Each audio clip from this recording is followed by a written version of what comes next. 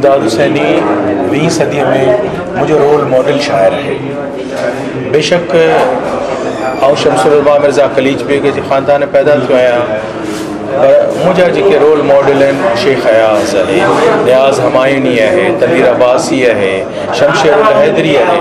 आउं इन्हनि खे 20 सदी जा ट्रेंड सेटर शायर सम्झां थो, जिन जिद्दत क्लासिक के विच में पंहिंजे लाइ हिकिड़ो वॾो मक़ाम पैदा कयो।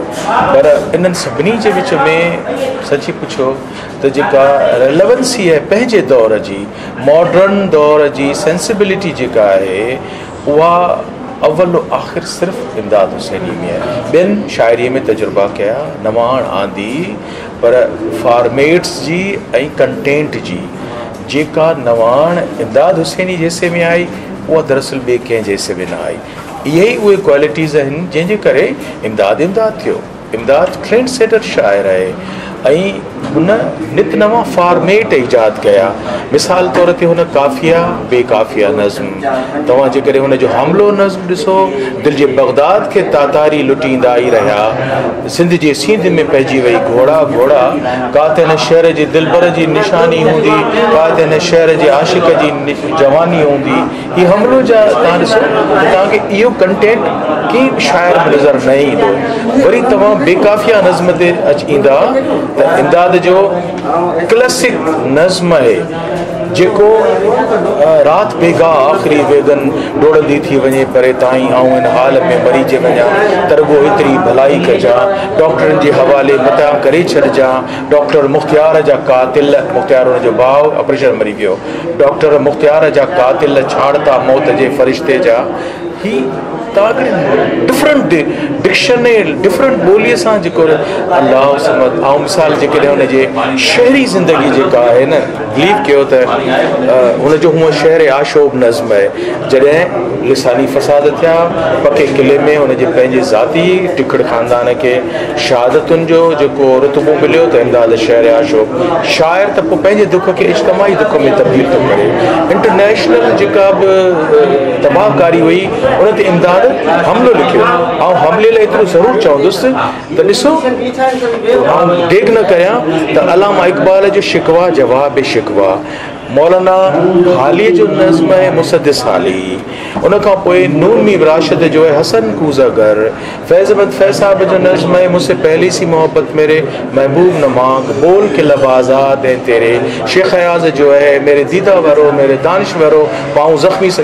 ये नज़्म कोन्हनि, इन जी कंटिन्यूटी में आउं इमदाद जो नालो वठंदुसि। हमलो जो जेको मूं पढ़ियो त दिलि जे बग़दाद खे तातारी, ही नज़्म उहे आहिनि जेके शाइरनि ठही जुड़ी कोन लिखिया आहिनि। इहे इल्हाम वांगुरु मुआज़े वांगुरु उन्हनि ते तारी थिया आहिनि। त इमदाद ते एतिरी शाइरी आहे जेका मुआज़े नुमा आहे, जंहिं हुनखे इमदाद हुसैनी कयो। बाक़ी ॾिसो, इमदाद असांजी जेका कमर्शियल दुनिया आहे, हिकिड़ी क्रिएटिव दुनिया आहे, त इमदाद जी जेका कमर्शियल दुनिया जी शाइरी आहे न, उहा बि एॾी हसीन आहे। ख़ुदा रहमात जो शीशो खणी पथर ते उछलायो ऐं ईद जो चंड तनाहिया जो निहारी मूंखे, मोती ईअं न रोल तूं, मोती ईअं न रोल, आऊं झलियां थो झोल, ॿाहिरि गिटीअ में आहे को जोगीअ जे विस में, दरवाज़े खे त खोल तूं, मोती ईअं न रोल। या वरी राति का बरसाति जी ईंदी छॾे, कारी कारी राति मथां बरसाति, न वञ अॼु राति रही पो, केॾो बि विसारणु चाहीं पर मुंहिंजी यादि न विसरी सघंदी। हिकिड़ी पूरी सीरीज़ आहे।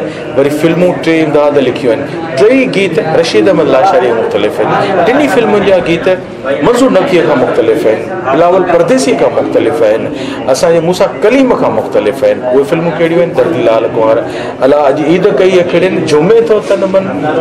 इमदाद इहो हिकिड़े सिंधी तर्जुनि ते गीत लिखिया आहिनि। पोइ हुन ॿी फिल्म हाज़िर साईं, सुहिणा साईं, मिठू पुट बोल, उन में हुन सिंध मिठू पुट बोल आप मिठू पुट बोल, पर इमदाद हुन में मुंहिंजी मिठी ॿोली, मुंहिंजी तुंहिंजी मिठड़ी ॿोली। ॾिसो, वरी तव्हां व्यूअर्स खे, ॾिसण वारनि खे पंहिंजी ॿोलीअ ॾांहुं, मिठू पुट खे पढ़ाई, असीं त बिस्मिल्लाह चओ, पुटु मिठू पुट अलाह जो नालो वठि, मिठू पुट फलाणो नालो वठि, पर इमदाद मिठू पुट खां पढ़ाए थो, तुंहिंजी ॿोली मिठी, मुंहिंजी ॿोली मिठी, सिंधड़ी ॿोली बोल, मिठू पुट बोल। त हिकिड़ो जेको शाइर मैसेज ॾियणु थो चाहे त उन वटि हर वाट खुलियल आहे, उहो हर वाट ते पंहिंजी धरती जी ॻाल्हि करे सघे थो। सिंध जी ॻाल्हि करियो, ॻाल्हि न बि ॿुधासीं। इमदाद जे हसीन नज़्म जो बुक मुंहिंजे लाइ त रोल मॉडल आहे। मूंखे त चवंदो त दिलि खोलियो न ॻाल्हाईंदो रहंदुसि। इमदाद मूंखे जॾहिं हलंदो हो त मोर जी चाल हलंदो हो, ऐं उनखे फॉलो कंदो हुअसि। ऐं गवर्नमेंट हाई स्कूल गोल बिल्डिंग में पढ़ंदो हुअसि, पाण खोखर पाड़े में रहंदो हो। मुंहिंजो शाइरी पढ़ण जो दौरु ऐं हुन खां इम्प्रेस थियणु इहो स्वाभाविक हो, छो त उहो बि शहरी हुयो ऐं बिगड़ी रूरल बैकग्राउंड कोन थो रखां, उहे अर्बनाइज़्ड आहिनि। आख़िर सॼी ॻाल्हि खे समअप थो कयां, जेका इमदाद जे लाइ संदसी शहरनि में 3 सिटियुनि में उहा बयानु थी वेंदी। हिकिड़ो समुंड आहे, हिनखे गोज़े में थो बंदि कयां, गुल बि आहिनि गुल इमदाद थो चवे, पर आऊं इमदाद लाइ थो चवां गुल बि आहिनि गुल इमदाद, पर तुंहिंजे हुबकारुनि जा हुल बि आहिनि हुल।